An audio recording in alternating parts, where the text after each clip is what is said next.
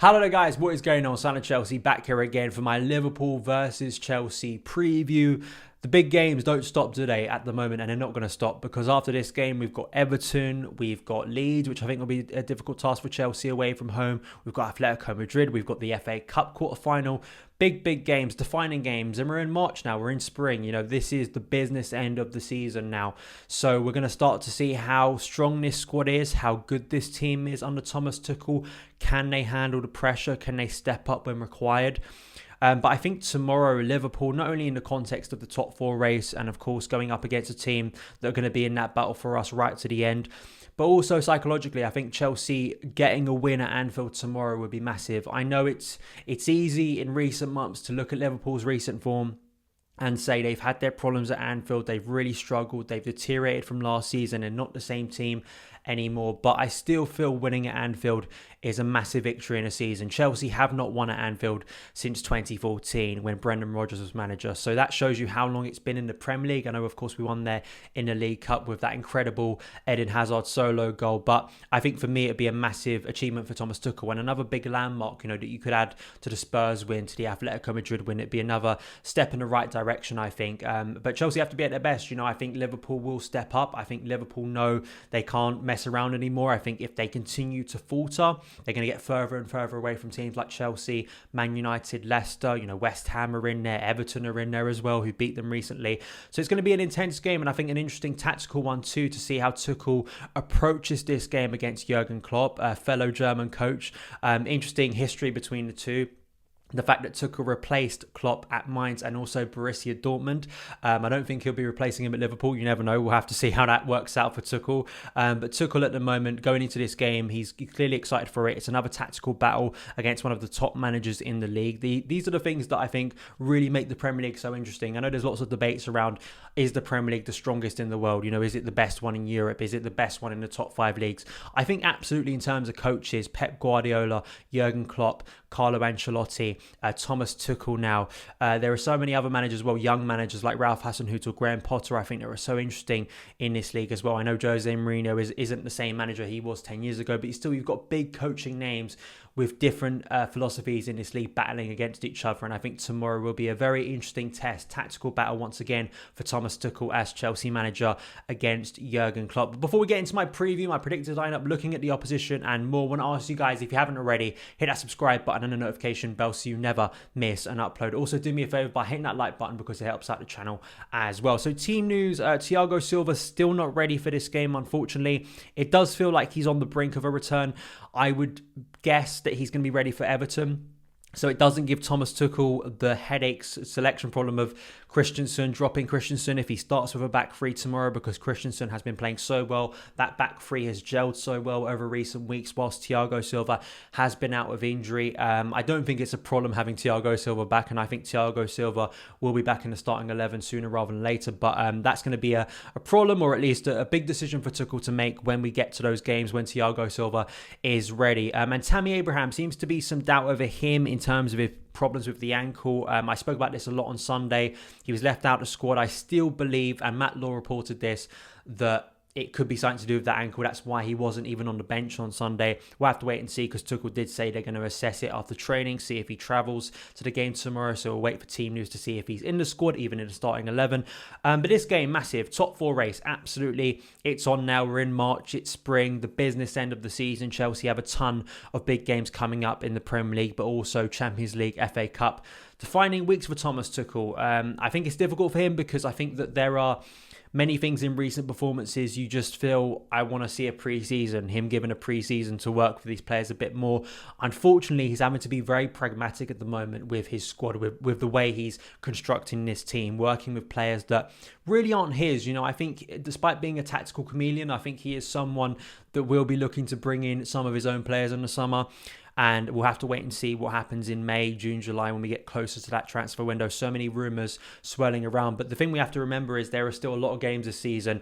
And despite all the talks about what's going to happen in the summer and next season, Tuchel has to use the players at his disposal, which I think he has worked with quite well at the moment. I think the way he's reintegrated players, the way he's made Chelsea solid defensively. I look at the first block of games that he's had as almost phase one, right? Getting Chelsea's defence a lot more solid, getting us a team who are much more comfortable with the ball again. I think the next phase of Thomas Tuchel, which is the most difficult one, is turning Chelsea into a much more prolific team in the final third. That may be an issue that he can't really solve this season, but I'd like to think he can because of the acumen of this coach, but also the quality Chelsea have. I wonder if it could be a change in formation, adding another man to attack. We'll have to wait and see. But getting into Liverpool, 1 point ahead of Liverpool in March. I think if you would have told all of us that in September at the start of the season, I think we all would have felt we're in a title race. We're in a serious title race going into the final weeks of the Premier League season. Unfortunately, that isn't the way it's turned out because Liverpool, as we can see here, it's really deteriorated for them recently. In terms of Anfield, that was a fortress last season. The incredible defeats they've had recently. Burnley, Brighton, Man City, Everton breaking their record at Anfield recently as well. It's incredible. And their erratic form, the struggles of injury, the mentality monsters as they were deemed last season have really faltered this year. I've been quite staggered watching Liverpool. I remember like recent games against, say, Leicester, for instance, where they were 1-0 up in that game. And to be honest, for a majority of that game, looked very good. And then they just seemed to collapse in the last 15 minutes. And that is something you would not see last season. I think there are different reasons for this. I think Klopp has had some problems, obviously, with key players going down with injury. Virgil van Dijk, Jordan Henderson. Most of that back four. I think it's difficult to run through all the injuries because there's been time when they've got players back, but then other players have gone out, especially defensively. But the way that team has struggled, I think, to deal with those injuries, I think it's hard for me. I think it is a good reason, but I think it's hard for me to be that sympathetic because a lot of the unique issues of this season, every club has to deal with them. You know, I look at Leicester, they're dealing with a lot of injury problems at the moment themselves. Most clubs have dealt with injuries. And I think that Liverpool being the champions, I think the mindset thing is for me the big thing that intrigues me about this Liverpool side now under Jurgen Klopp of where they go from here, because I think the whole narrative and sort of belief system around Jurgen Klopp when he arrived at Liverpool was they were climbing up a mountain. They were going from outside the top four to into the top four to competing in the Champions League to winning a Premier League title. You know, there was a sense of upwards momentum. I think the difficulty now is always the difficulty for champions is where you go from there. But I think as well, tactically, I think teams have almost found them out in a sense. I think that, you know, the way that front three works so wonderfully for about 2 or 3 seasons, we're at their peak, have deteriorated this season or at least gone down a little bit. I think players like Fabinho haven't really hit the heights that he has before. And, you know, tactically, I think it's sort of the appreciation of how good tactically the Premier League is now.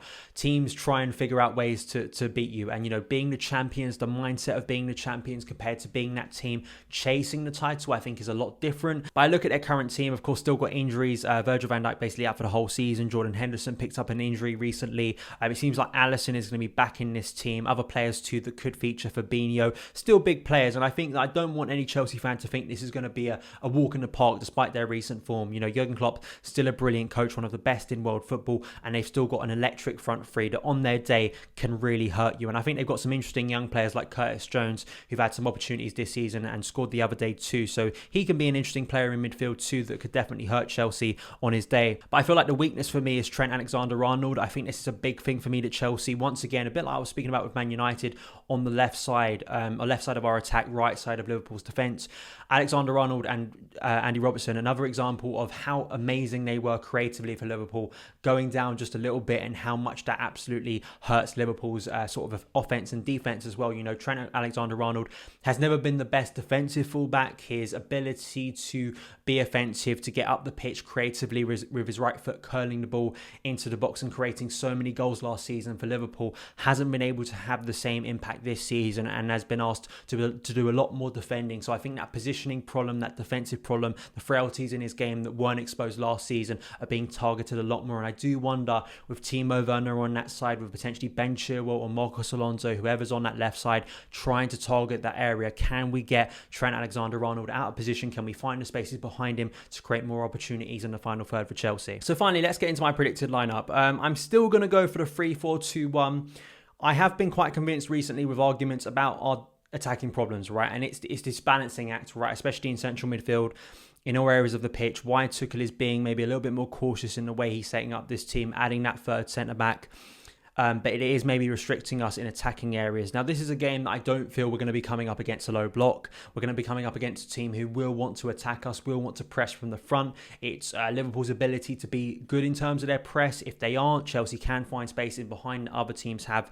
Recently, you've actually seen the success for teams recently against Liverpool has been sitting a little bit deeper, and I do wonder if that will be the case for Chelsea tomorrow and trying to go with personnel, especially like Timo Werner, that can help Chelsea. So as you can see with this team, not too radically different. Edouard Mendy in goal, another clean sheet for him the other day, and a good save against Scott McTominay that kept the score at 0-0. Dave, Christensen, Rudiger, same back three. If he's going for a back three, I don't think he should be changing the three players here. I feel these are the best on offer at the moment in terms of form, and they definitely deserve to be starting a big game once again. But I am going to make change at right wing back. Instead of playing Callum Hudson-Odoi at right wing back, I'm going to shift him forward to right wing just because of his ability in the final third. I thought creatively the other day he looked like our most dangerous player, especially in the first half. And then, of course, we didn't have him for the second half due to injuries. Fine for this game. I just remember the game against Spurs and just once again adding a little more pace, a little bit more energy, especially on transition. I remember Callum coming off the bench against Liverpool last season at Anfield and having an incredible cameo, and I think even setting up a goal last season.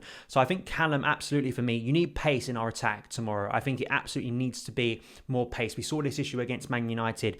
If they press up high and Chelsea can find a way past that press, it's about having players that are electric in the final third. Even that's Christian Pulisic, maybe Kai Havertz, Timo Werner, Mason Mount, Callum Hudson-Odoi. So Kai as a false nine for me is a really interesting prospect. It's been brought up recently.